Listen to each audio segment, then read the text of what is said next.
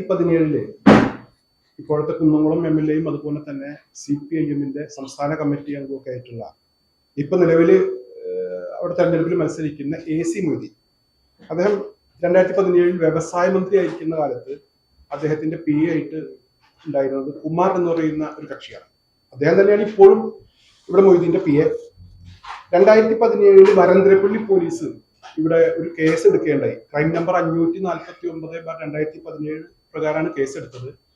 ഈ case മൊയ്തീന്റെ PA ചമഞ്ഞിട്ട് Nijo Thomas എന്ന് പറയുന്ന ഒരു വ്യക്തി ഒരു പഞ്ചായത്ത് അസിസ്റ്റന്റ് സെക്രട്ടറിനെ എന്തോ അനധികൃതമായിട്ട് എന്തോ കാര്യം ചെയ്യുന്നതിന് വേണ്ടി പറഞ്ഞു, ഞാൻ മൊയ്തീന്റെ PA ആണ് എന്ന് പറഞ്ഞിട്ടാണ് ഈ നിജോ തോമസ് അവരെ വിളിച്ചത്.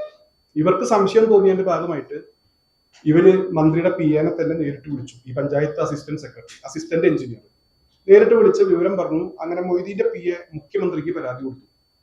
മുഖ്യമന്ത്രിക്ക് പരാതി കൊടുത്തതിന്റെ അടിസ്ഥാനത്തിൽ അത് വരന്തരപ്പള്ളി പോലീസിന് കൈമാറി. വരന്തരപ്പള്ളി പോലീസ് ഇവിടെ കുമാരന്റെ മൊഴിയെടുത്ത് ആൾമാറാട്ടത്തിന് ഉൾപ്പെടെ അതില് ചേർത്തിട്ടുള്ള വകുപ്പുകൾ എന്ന് പറയുന്നത് 416, 417, 418, 419 അങ്ങനെ 4 വകുപ്പുകൾ ചേർത്തിട്ട് ഈ നിജോ തോമസിനെ പ്രതിയാക്കി കേസെടുത്തു.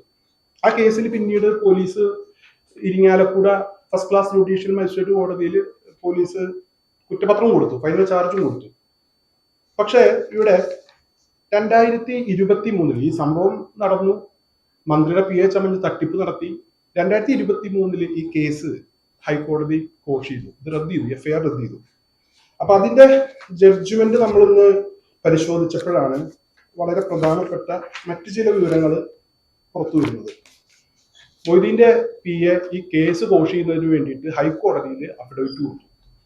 അതായത് ഒരു വലിയ പ്രശ്നം ഉണ്ടാക്കുന്ന കേസാണ്, ഇത് കോഷ് ചെയ്യാൻ പറ്റില്ല എന്ന് കോടതി തീരുമാനം എടുത്തിരുന്നതാണ്. ആ ജഡ്ജ്മെന്റിൽ അത് പറയുന്നുണ്ട്. മൊയ്തീന്റെ PAക്ക് പരാതി ഇല്ല എന്ന് പറഞ്ഞിട്ട് അഫിഡവിറ്റ് സമർപ്പിച്ച സാഹചര്യത്തിൽ ഈ കേസ് അവസാനിപ്പിക്കുകയാണ് എന്നുള്ളതാണ് കോടതിയുടെ ആ ജഡ്ജ്മെന്റിൽ വ്യക്തമായിട്ട് പറഞ്ഞിട്ടുള്ളത്. നിജോ തോമസ് എന്ന് പറയുന്ന ഒരാളെയാണ് ഈ കേസുമായി ബന്ധപ്പെട്ട് പ്രതിയാക്കുന്നത്. യഥാർത്ഥത്തില് ഇതൊരു ടീം വർക്കാണ്. ഇവർ ഒരാളൊന്നല്ല. ഇവര് തൃശ്ശൂര് അത്തരത്തിൽ ചില ക്രിമിനൽ സംഘങ്ങൾ പ്രവർത്തിച്ചിരുന്നു. ആ സംഘങ്ങൾക്ക് നേതൃത്വം കൊടുത്തിരുന്നത് ഒന്ന് ഇപ്പൊ തൃശ്ശൂർ ഏരിയ സെക്രട്ടറി ആയിട്ടുള്ള അനൂപ് ഡേവിസുകാരെയും അതുപോലെ തന്നെ ഇവരുടെ ഏറ്റവും അടുത്ത സുഹൃത്തായിട്ടുള്ള മറ്റൊരു കക്ഷിയുണ്ട്, ഗീവർ എന്നാണ് പേര്. ഇവര് ഒക്കെ കൂടിച്ചേർന്ന് നടത്തുന്ന ഒരു ഏർപ്പാടാണ്. കോലണി സതീശൻ, ഇവരൊക്കെ ഇതിൽ ബന്ധപ്പെട്ടുള്ള ആളുകളാണ്. അതുകൊണ്ടാണ് യഥാർത്ഥത്തിൽ ആദ്യം കേസ് കൊടുക്കുകയും പിന്നീട് ആ പ്രതിയെ സംരക്ഷിക്കുന്നതിന് വേണ്ടി ഹൈക്കോടതിയിൽ അഫിഡവിറ്റ് കൊടുക്കാനും തയ്യാറായത്. ഇത് ഇവർക്ക് വേണ്ടപ്പെട്ട ആളുകളായതുകൊണ്ട് തന്നെയാണ്. മൊയ്തീൻ അറിയാതെ എന്തായാലും PA ആ കേസ് അവസാനിപ്പിക്കുന്നതിന് വേണ്ടി പോയില്ല. ആദ്യം ഒരുപക്ഷെ മൊയ്തീനോട് ചോദിക്കാതെ PA പരാതി കൊടുത്തിട്ടുണ്ടാവും. കേസായി വന്നപ്പം വേണ്ടപ്പെട്ട ആളുകളാണ് കേസിൽ പ്രതിയായത് എന്ന് മനസ്സിലായപ്പോൾ അവരെയൊക്കെ സംരക്ഷിക്കുന്നതിന് വേണ്ടിയുള്ള ഒരു നിലപാടെടുത്തു. അല്ലാതെ എന്തിനാണ് ഇപ്പൊ ഇങ്ങനെ ഒരു തട്ടിപ്പും വെട്ടിപ്പും നടത്തുന്ന ആളുകളെ എന്തിനാണ് സഹായിക്കുന്നത്? ഒരു ആവശ്യമില്ല. അപ്പൊ അത്തരത്തിലുള്ള ഒരു വിവരം ഞാൻ നിങ്ങളുടെ ശ്രദ്ധയിലേക്ക്, ഇത് കേസെടുത്ത സമയത്ത് വാർത്തകളൊക്കെ വന്നിരുന്നതാണ്. പക്ഷെ ഈ കേസ് പിന്നെ എന്തായി എന്നുള്ളതിനെ കുറിച്ച് ആർക്കും ഒന്നും അറിയില്ല. ഈ കേസ് അവസാനിച്ചോ നടക്കുന്നുണ്ടോ എന്നുള്ള കാര്യമൊന്നും അറിയില്ല. പക്ഷെ ഈ കേസ് അവസാനിപ്പിച്ചത് അതുമായി ബന്ധപ്പെട്ടിട്ടുള്ള ഹൈക്കോടതി ജഡ്ജ്മെന്റ് ആണിത്. അവസാനിപ്പിച്ചത് ഇവർക്ക് പരാതി ഇല്ല എന്ന് പറഞ്ഞിട്ട് അഫിഡവിറ്റ് കൊടുത്തതിന്റെ ഭാഗമായിട്ടാണ്. അപ്പൊ ഗുരുതരമായിട്ടുള്ള വകുപ്പുകൾ ഇട്ടെടുത്ത കേസാണ്. വലിയ തട്ടിപ്പ് നടത്തി. ഈ തട്ടിപ്പ് സംഘങ്ങൾക്ക് വീണ്ടും വീണ്ടും തട്ടിപ്പ് നടത്തുന്നതിന് വേണ്ട എല്ലാ സൗകര്യങ്ങളും ചെയ്തു കൊടുത്തു. വേറെയും ഒരുപാട് സംഭവങ്ങൾ ഇവരുടെ ഭാഗത്ത് നിന്ന് ഉണ്ടായിട്ടുണ്ട്. ഒരുപാട് തട്ടിപ്പുകൾ ഇവർ വേറെ നടത്തിയിട്ടുണ്ട്. നിരപരാധികളായിട്ടുള്ള ആളുകളെ കേസിൽ കൊടുക്കുക, അപ്പുറത്ത് ആ വർക്ക് കൊടുക്കുന്ന ആളിൽ നിന്ന് പണം പറ്റുക, അതുപോലെ തന്നെ പക്ക ക്രിമിനലായിട്ടുള്ള ആളുകളെ സംരക്ഷിക്കുക. ഇതിനെല്ലാം ഇവര് ഫീസ് ഈടാക്കിയിരുന്നു. ഇവർ ഈ ടീം ഈ പരിപാടികളൊക്കെ നടത്തിയിരുന്നത് മൊയ്തീന്റെ പേര് പറഞ്ഞിട്ടാണ്. അതിന്റെ മറ്റു വിഷയങ്ങൾ ഞാൻ വേറൊരു സമയത്ത് പറയാം. ഇപ്പൊ ഞാൻ ഈ ഒരു വിഷയം മാത്രം ഒന്ന് ശ്രദ്ധയിലേക്ക് കൊണ്ടുവരുന്നതിന് വേണ്ടിയാണ്. അതായത് ഒരു ബാറിന്റെ എന്തോ അനധികൃതമായിട്ട് ഒരു ബാറുമായി ബന്ധപ്പെട്ടിട്ട് എന്തോ ഒരു കെട്ടിടത്തിന്റെ എന്തോ ഒരു പേപ്പർ പഞ്ചായത്തിന് കൊടുക്കാനുണ്ടായിരുന്നു. ആണല്ലോ അത് ഒപ്പിട്ട് കൊടുക്കുന്നത്. അങ്ങനെ കൊടുക്കുന്നതിന് വേണ്ടിയാണ് ഈ എയിനെ വിളിച്ചത് ബാറിന്. അപ്പൊ ഈ ബാറുകാരുടെ കയ്യിൽ നിന്ന് ഓൾറെഡി ഇവര് ക്യാഷ് വാങ്ങിച്ചിട്ടുണ്ട്. അത് മേടിച്ചിട്ട് ഈ എയിനെ വിളിച്ചിട്ട് പറഞ്ഞു, ഞാൻ മന്ത്രിയുടെ PA ആണ് എന്ന് പറഞ്ഞിട്ടാണ് ഇത് ശരിയാക്കാൻ പറഞ്ഞത്. യഥാർത്ഥത്തിൽ ഈ നിജോ തോമസ് എന്ന് പറയുന്ന കക്ഷിയുടെ പേരിലാണ് ഈ സിം എന്നുള്ളതാണ്. നിജോ തോമസ് അല്ല ഈ വിളിച്ചിട്ടുള്ളതും സാധാരണ വിളിച്ചുകൊണ്ടിരിക്കുന്നതും ഗീവർ എന്ന് പറയുന്ന കക്ഷിയാണ്. ഇവരുടെ സുഹൃത്താണ് നിജോ തോമസ്. അങ്ങനെ നിജോ തോമസ് പ്രതിയായി. ഈ വിഷയം കൂടുതൽ അന്വേഷണവും മറ്റുള്ള ആളുകളിലേക്കൊക്കെ പോകുന്നതിന് മുമ്പ് അതൊക്കെ തടഞ്ഞു. അവസാനം കുറ്റപത്രം കൊടുത്ത പിന്നെ കോടതി വന്ന് വേറെ പ്രശ്നങ്ങൾ ഉണ്ടാകുന്നതെന്ന് വെച്ചിട്ട് കേസ് അവസാനിപ്പിച്ചു.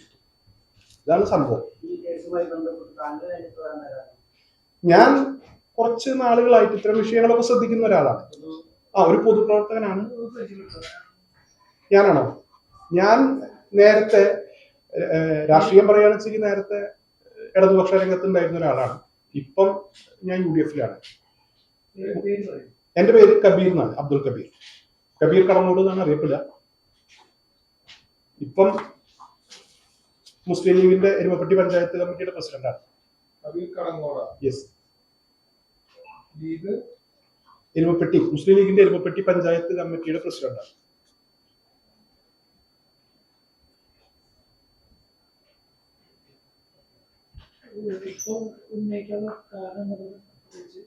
ഇത് കുറച്ച് 2023 നമുക്ക് ഈ രേഖകൾ കിട്ടുന്നത് ഈ അടുത്ത കാലത്താണ്. രേഖ ഹൈക്കോടതി കോഷ് ചെയ്ത ജഡ്ജ്മെന്റ്, കുമാർ ഹൈക്കോടതിയിൽ കൊടുത്ത അഫിഡവിറ്റ്, ഈ വരന്തരപ്പള്ളി പോലീസ് എങ്ങനെയാ ഞങ്ങൾ തമ്മിൽ പറഞ്ഞ് സെറ്റിൽ ആയിരുന്നു.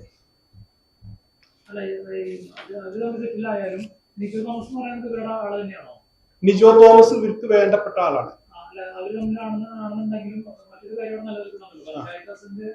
ഒരു സാക്ഷി മാത്രമാണ്. പഞ്ചായത്ത് അസിസ്റ്റന്റ് എഞ്ചിനീയറിനെ സാക്ഷിയാക്കിയിട്ടുള്ളൂ ഈ കേസിൽ.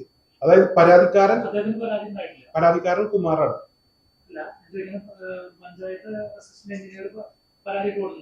ഇല്ല, അത് മൊഴി കൊടുത്തിട്ടുണ്ട്, സാക്ഷി മൊഴി എടുത്തിട്ടുള്ളൂ. കാരണം കേസ് ഈ കുമാറിന്റെ പരാതിയിലാണ് ആദ്യം കേസ് എടുക്കുന്നത്. കുമാർ മുഖ്യമന്ത്രിക്ക് പരാതി കൊടുക്കുന്നു. മുഖ്യമന്ത്രിയുടെ ഓഫീസിൽ നിന്ന് ആ പരാതി വരന്തരപ്പള്ളി പോലീസിന് കൈമാറുന്നു. വരന്തരപ്പള്ളി പോലീസ് കുമാറിന്റെ മൊഴി ഫോണിലൂടെ എടുത്തിട്ടാണ് ഈ കേസ് രജിസ്റ്റർ ചെയ്യുന്നത്. അതിനുശേഷം ഈ പഞ്ചായത്ത് അസിസ്റ്റന്റ് എഞ്ചിനീയറുടെ മൊഴി എടുത്തിട്ടുണ്ട്, സാക്ഷി മൊഴി എടുത്തിട്ടുള്ളത്. അതെല്ലാം ഈ ഇതിലുണ്ട്. അവരുടെ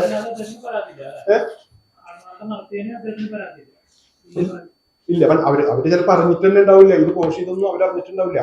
ഓൾറെഡി കേസ് ഉണ്ട്, പരാതി ഉണ്ട് എന്നുള്ള രീതിയിൽ അവർ മൊഴി കൊടുത്തതാണല്ലോ എന്നായിരിക്കും അവർ കണക്കാക്കിയിട്ടുണ്ടാവുക. അതിലപ്പുറം ഇപ്പൊ ഉണ്ടായിട്ടുള്ള ഈ സംഭവങ്ങളൊന്നും അവരറിയാൻ സാധ്യതയില്ല. ഇതാർക്കും അറിയില്ല. കാരണം ഇതുപോലെ ഈ ഇത്തരം വിഷയങ്ങളിൽ ഇടപെടുന്ന ഒരു ടീമാണ്. ഇവരൊരു ടീം വർക്കാണ്. ആ ടീം നേതൃത്വം കൊടുക്കുന്ന ആള് അനൂപ് കാടയാണ്. എനിക്ക് നേരത്തെ ചില അനുഭവങ്ങൾ ഉണ്ടായിട്ടുണ്ട്. അനൂപ് ഡേവിസ് കാട, അതുപോലെ ഈ പറയുന്ന ഗീവർ ഒരു റവന്യൂ ഡിപ്പാർട്ട്മെന്റിൽ ജോലി ചെയ്തിരുന്ന വ്യക്തിയാണ്. അതെ അതെ അതെ അതെ അതെ അതെ അതെ.